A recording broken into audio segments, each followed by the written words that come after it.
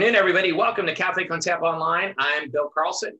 Hand off to my colleague Della Costa, who's going to introduce our speakers.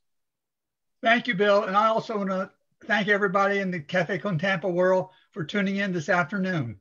Today we have two guest speakers, Linda Olson with Tampa Bay Wave and Diana Hechavarría, Associate Professor of Entrepreneurship at the Muma College of Business at USF.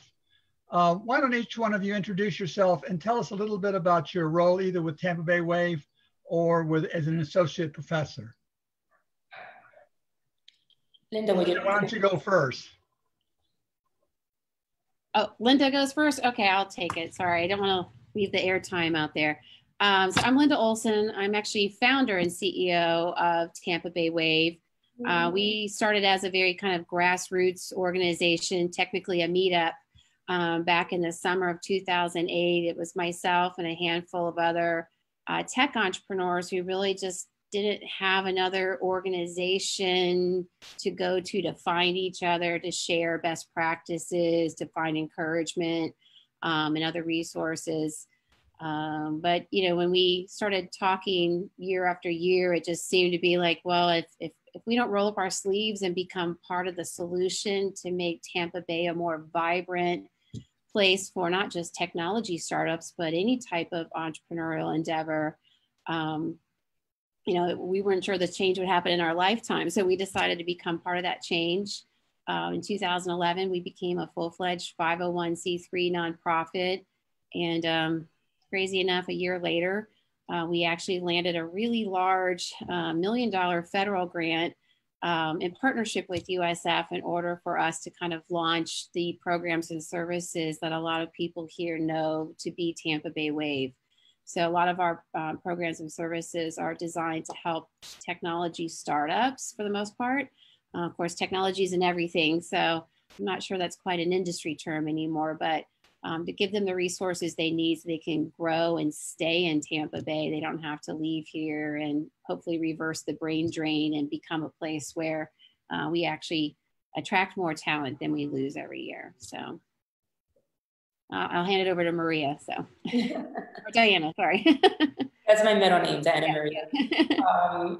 And kind of building off what Linda was saying. So I'm an associate professor of entrepreneurship in the Muma College of Business, and my background is economic sociology. So I'm particularly interested in how social groups interact and outcomes from like social group interaction. And I became interested in studying entrepreneurship because I grew up in Miami and I thought everybody owned a business because I was Cuban and every Cuban owned a business.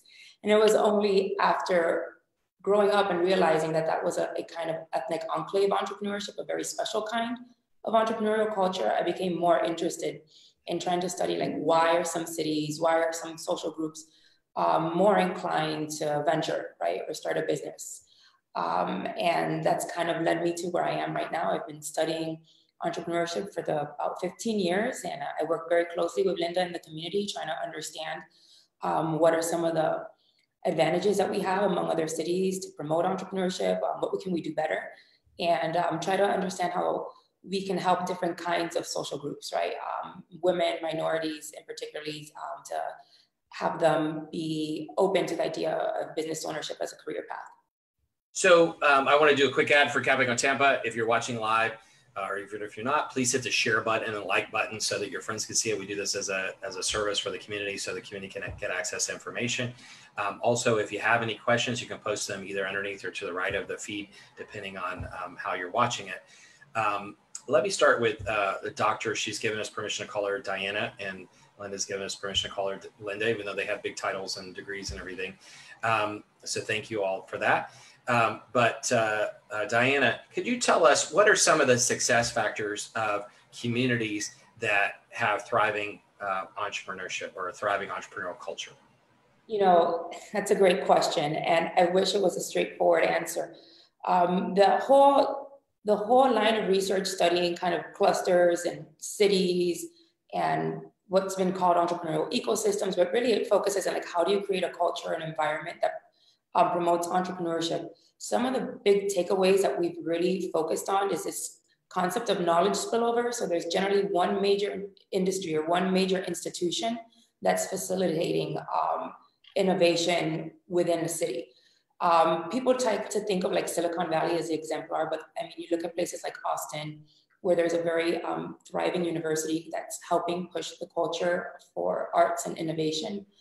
The Research Triangle as well. I would argue that USF is an anchor institution here, kind of in the city of Tampa, along with UT, to kind of help spur innovation. But really, what you really need is like an established multinational. When you have an established multinational, there's just so much research and development going on within them. It kind of helps facilitate these spin-outs for smaller organizations. And also education has been found to be really important. Linda, I'm sorry. I've got a question for you. First of all, for our audience out there, not everybody knows what Tampa Bay Wave is. So could you kind of explain where it is, where you're located, because you have a physical facility? And also for people listening out there, let's say there's a young entrepreneurship mechanic who's got an idea, technologies and everything nowadays, but to enter the technical world, do you have to be a college graduate? Good question, but I'll start with answering your first question. So yes, we do have a physical space in downtown Tampa. It's about 10,000 square feet. We're on the third story of a really old historic building that will have its 100-year anniversary next year. That's, you can see the brick wall behind me. I love the fact that we are so tied to Tampa Bay or Tampa's history, because I feel like I always like to say, I feel like entrepreneurship is in the Tampa Bay DNA, right? If you look at how Tampa Bay came about, there were some folks who took some big risks early on. Henry Plant, the Ybor cigar industry folks, right? You know, you look around at the Tampa Bay history and there's entrepreneurship everywhere. Anyways, we do, in addition to our physical space, though, that houses a lot of startups that work out of here. For the vast majority of the programming that we offer to startups, it's done virtually. So we work with, consistently over 100 technology startups a year. Most of our companies go through one of our 90-day accelerator programs, but given the stage of the ecosystem that we have here in Tampa Bay, we've from the beginning wanted to make sure that we provided companies with more than just 3 months of support. So once they conclude a 90-day program with us, we continue to provide ongoing support. And a lot of that support is done with very experienced mentors in our mentor network, which is 100% volunteer. We've got over 100 very experienced volunteer mentors that have gone through a lot of vetting to make sure that they're in it for the right reason. They're here to build community and build great companies.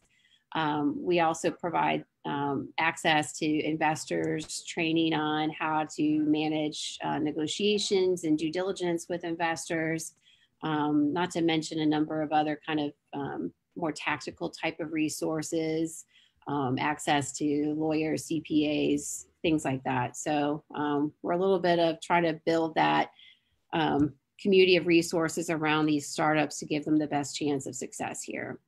When we talk about the culture of the entrepreneurial culture in the community, in the old days in economic development, people said, well, if Tampa only had this or that, if we only had a performing arts center, and then we got it. If we only had a better museum, we got it. If we only had a children's museum, and if we only had sports teams. And then about 20 years ago, people said, well, if there was only an organization dedicated to technology, and now there's several, and then they would say, well, if we only had coffee shops or we only had Starbucks, what is it that, and then the same question about incubators and accelerators and access to capital. Is there anything that Tampa Bay is missing now, or is it just connecting the dots on what we have? So we participated in something called Startup Genome in late 2018. So this is a research group. They research entrepreneurial ecosystems around the world. And it was really, I think, a great benchmarking exercise for the Tampa Bay region compared to other ones that are most of them are a lot further along. The one thing that struck me that came out of that was, first of all, if we, for all the momentum that we have, as you mentioned, there's a lot of other technology organizations and entrepreneurial support organizations. Certainly the talent coming out of USF is incredible. We've got incredibly ranked entrepreneurship programs. And so I think we have seen an increasing volume of startups, but frankly, if we really want to get out of the stage we're in and just even be in stage 2 of kind of like what they call like a 4-stage ecosystem life, milestones, we need to probably at least double, if not triple, the number of startups in this community. It's a volume issue. And this is why I'm really interested in this topic, because I'd love to see more people pursue their entrepreneurial dreams here. But the way we kind of address some of the volume issues, we have to have the resources for folks to be successful or believe they have a path to success, right? So it's a little bit of a chicken and an egg. If we had greater startup volume, it would act as a greater center of gravity and would help the region attract and retain more talent, capital, and other things to survive or to succeed, right? And if we had that greater volume, we'd have certainly not just more jobs and high wage jobs in the region, but certainly we'd have a more resilient economy. But you kind of have to build this one brick at a time. Let me ask Dr. Hechavarría this question. And this is getting back to, excuse me, that was my phone. I didn't turn it off. Entrepreneurship, it's not limited, and I'm going to kind of make it as a positive statement, to professionals, people with a college degree. How does a person with a technical background, an innovative person, enter the system to be able, let's say, again, going back to a mechanic who's got an idea, wants a development, technology is everywhere nowadays. So how do either one of you help that person, and how do they enter the workplace? They might invent something that could change the world. What's interesting when you raise that point, people with just a high school degree or less than a high school degree are more likely to try to start a business than people with higher levels of education. The issue is that once they get involved in the process, they're less likely to come out with a business, right? Currently, we're doing some really great stuff around the university area, in the university mall with AMROC Fab Lab to kind of create opportunities for underrepresented entrepreneurs, specifically those that might not have completed high school, or they haven't even, they have just a high school diploma. So we're training them kind of how to do customer discovery and understand who your customer is, test out your business ideas before committing a lot of resources to it, because they may not have the background that we have taught some of the students about how to identify if there's a fit for the opportunity you're trying to exploit, and how to reach your customers and get some feedback from your customers. So those are some things that we're trying to do here locally in Tampa. I'm really excited to kind of see how this unravels. We have our first cohort now, and I'm a mentor in that program. There's a girl who's I think in high school, and she's like 15 years old. That's part of the first cohort. So, and it's exciting to me because I think when Bill was talking about how do we build a culture, culture is something that's like a tool for us. Most of us think of culture as something that's out there. Culture is really like a skill set or a tool set that you bring out. And I think it's more important that we focus on secondary education and really bringing these concepts to younger audiences, because I didn't even know, although I thought entrepreneurship was normalized because I saw everybody own a business. I didn't get any entrepreneurship training until I was a senior in college, right? So if you don't start exposing students to these concepts very young, they won't start pursuing that knowledge or developing that confidence and that self-efficacy around that this is something that I might be interested in pursuing. Because if you think about it, people that come from families that have family businesses are like 3 times as likely to try to start a business because of their family culture has ingrained that in them. If you come from a family that doesn't have business ownership, you don't really realize that until later in life. So following on that and what Linda said a little while ago, we need to increase the volume of people that are starting businesses, or the number of new businesses or entrepreneurial ventures. Diana, what else would you recommend? You mentioned teaching kids younger or exposing them to it younger. What else would you recommend to try to increase that volume? What do we need to do as a community? Well, I mean, I definitely think that the mainstream media helping normalize this content. Ironically, if you look all over the world and you look at different countries and the volume, the United States is pretty up there. And one of the reasons is that people aren't scared to fail here, and they see that it's an accepted career path compared to some other countries where the fear of failing is really high. Like if you look at countries in Europe, you know, failing on a startup there has a stigma associated with it. So I think if we're thinking regionally within our own city, we need to kind of communicate to our, our constituents and our citizenry that, it's okay to fail. It's okay to try, and it's important to try, right? There's an organization called STEMI, STEMIE. It actually got acquired by the Henry Ford Foundation. And they're actually starting to work with Hillsborough County Public Schools right now on a pilot program that is supposed to be pushed out later this year. What's interesting about this organization, the reason that it's STEMI and not just STEM, is they believe in the I and the E at the end of STEM, which is invention and entrepreneurship.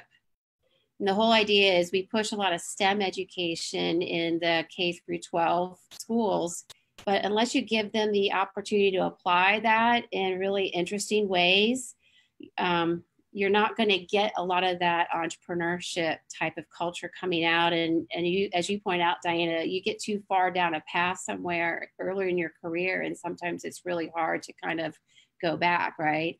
So they really believe in trying to help these kids develop these skills in the K through 12, which I think is super exciting. The other thing, I think the biggest opportunity for growth in the region here is really with the underrepresented founders. So some of the work that Diana was talking about, I think goes towards that. The numbers here in Tampa are just as bad as they are on kind of a national level, just in terms of, whether you're talking about, of course, I'm looking at it mostly more on a technology side. So bear with me, it may not pan out across everything, but like women tech entrepreneurs are highly underrepresented as a group. And it's not just women in technology. If you look at women in technology careers, women make up more than 30% of the technology workforce that's out there. Yet they tend to represent in the single digits when it comes to technology entrepreneurship, folks who are actually trying to become founders of these businesses. So, to Diana's point, I think we need to do a better job as a community here and, across the US, but really encouraging people to pursue their dreams, to pursue these ideas that they have, and also make sure that we have giving them optimum access to tools and resources so that they can know how to make the next step in that path. Linda, let's say there's somebody out there that's working on an idea now and a concept, and maybe he's even started a small business. How would they come in contact with Tampa Bay Wave, and how could you help them or give them some guidance? Well, I think it depends on where they are in the path. So, if you've got folks who, like, for the most part, in this, we tend to mostly work with folks who have already gotten something built and are starting to get a little bit of traction, and now really say, I've got some sort of proof of concept here, and now I'm really ready to make a business out of this and grow it and scale it. And that tends to be the companies that we work with. The folks who say, like, well, I've got a really good idea. How do I get from this point to a place where I'm ready for some of the programs that Wave has? To some extent, some of that's going to be maybe through some of the programs that USF offers, some of the programs that Diana referred to up around the university area. There's a lot of online education out there, which honestly is pretty good. There's also other groups around here that are doing things that are pretty interesting. There's a Jim Moran Institute, which has a location in Ybor now. They're based out of Florida State, but Jim Moran made a very large gift to Florida State several years ago so that they can operate these entrepreneurial type of programming around the state. We work with a lot of partners to try to make sure if somebody comes to us and if we're really not in a place that we can help them, that we can kind of try to plug them in with a group that can. The nice part is there's a lot more groups today, organizations, than in 2008 when we started Wave. So there's a lot more options for these Thank you, Diana. I have another question based on something you said earlier. You mentioned kind of the confluence of arts and innovation. Could you talk about that for a minute, and also connect to USF? USF has excels at both of those areas. And so I wonder what influence or help USF might have in relation to those two. Yeah, so right now, after our consolidation, one of the things we're trying to do is kind of create a way to kind of integrate entrepreneurship across different colleges. Historically, it's been something that's been kind of contained within the business school, right? So one of the things we're doing now is offering courses for non-business majors across all campuses on St. Pete, Sarasota, and the main campus. So if they want to get some exposure to entrepreneurship and they're not sure they want to start a business, at least they learn a little bit about what the lifestyle is and what the process is about starting a business and how they might want to engage. What's wonderful about USF is that we have so many different disciplines, and what's great is that we get all these different kinds of students in the classroom. And because we have that mix, we get some really great ideas. In my seminars, I've seen some really neat stuff, but the problem is that when you're a student, it's very difficult to kind of, and you even see this with like academic entrepreneurs, it's very difficult to kind of like leave the scholarly pursuit of that degree and pursue that business because there's like an opportunity cost. Like, what if this business fails and then now I don't get my degree, right? So it might be worth thinking about how we can incentivize having them try and maybe gain credit towards the degree in some way in the curriculum. So it kind of takes away some of that pressure of pursuing their startups. I'm a kind of a junkie of how they built this, and I'm sure you all are familiar with it. And I might not be totally accurate, but it seems that many of the entrepreneurships that they interview get started by using their personal resources of their family and very close friends and their credit card. Is that the normal path toward entrepreneurship? So I see you shaking your head, so answer it. Yeah, I call it the 3 F's: friends, family, and fools. I like that. But the majority of startup founders, I've worked on a project that's tracked really early stage founders for like over 6 years to understand what are the factors that affect them to actually start versus quit or kind of stay in this limbo stage. And by and large part, family and personal funds, like, I mean, there are people that are taking out student loans, taking out a second mortgage, you know, selling their car. Like the way they financed their ventures was super interesting to me, because we have this kind of, we're enamored with the idea of like venture capital and business angel capital, but the reality of it, of any one given year, of anyone starting in the United States, only 2% on average are getting business angel or venture capital investment, right? So we're like romanticizing this kind of investment when it's not really the reality of what most everyday businesses are doing to get up and running. I'm going to remember that. Friends, family, and fools. Hey, Linda, I know that Alex Sink has been involved in your organization in the past. I don't know if she still is, but one of the things she said to a group of investors a few years ago is she said, you know, it's the same write-off. It's the same write-off whether you invest in a nonprofit or if you invest in a startup. So if you lose everything in a startup, you still get a write-off. And so she said, why not invest in a startup? Because then you have the opportunity to, first of all, make it big as an investor, but you could also create jobs and have a maybe longer lasting impact in the community. Yeah, I was going to bounce off of what Diana was saying, but it's along those lines, which is if there was, when you look at more robust entrepreneurial communities, there's more capital options, more choices. And when there are more choices of capital, meaning some very early stage, some later stage, but also some that are kind of focused on industry or some focused on maybe just women or people of color, like when there's a lot of different options, then I think you have a better chance of entrepreneurs finding some of that early capital, seed stage capital or investment capital that they need.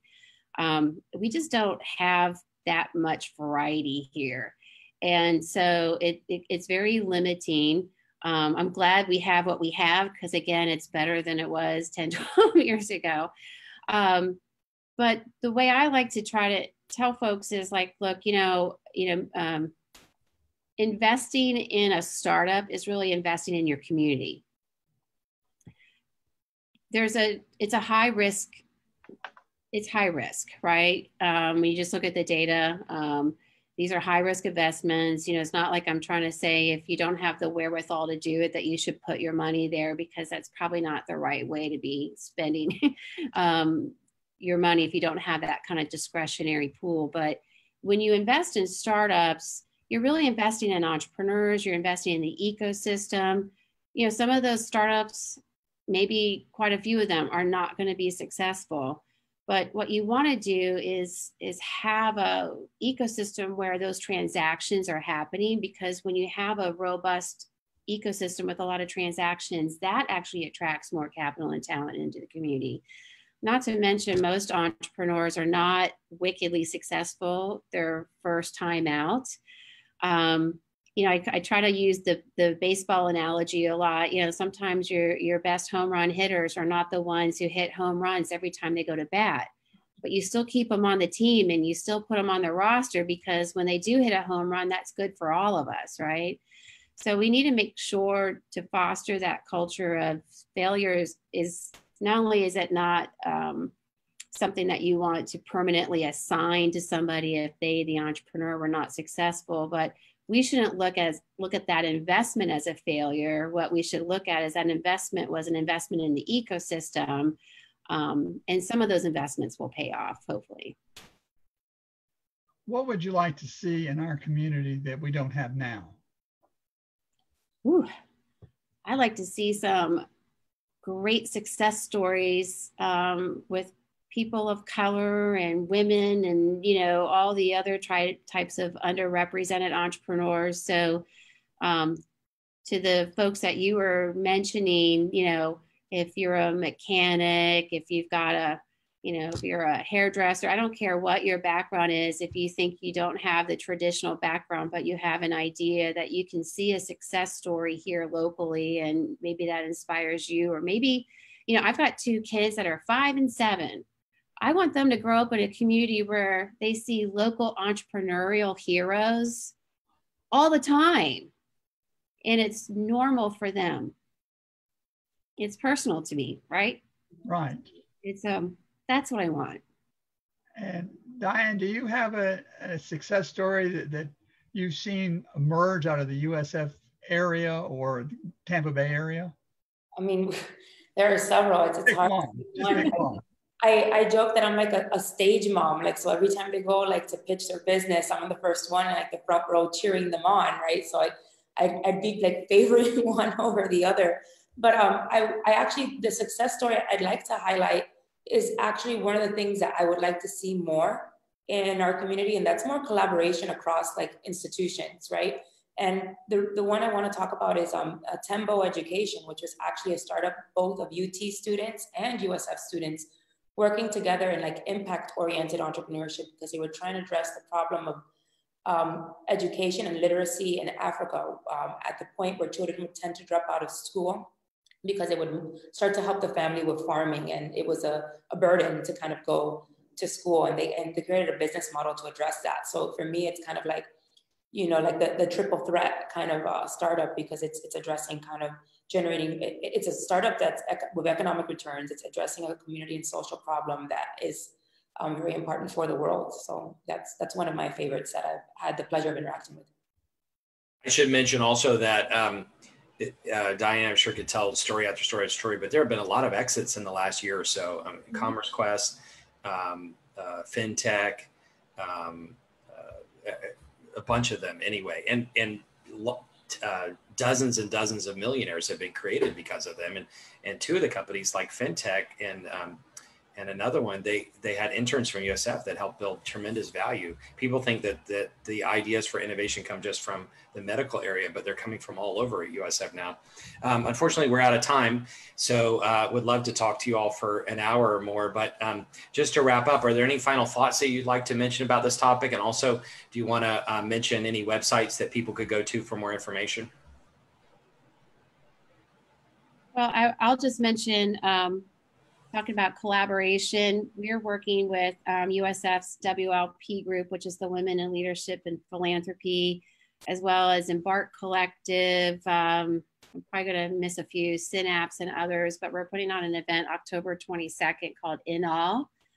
which is really to talk about how to build a stronger community of women entrepreneurs, as well as hopefully encourage more women investors in the community. And that's a virtual event, which will be listed on the Tampa Bay website. And that's coming up October 22nd.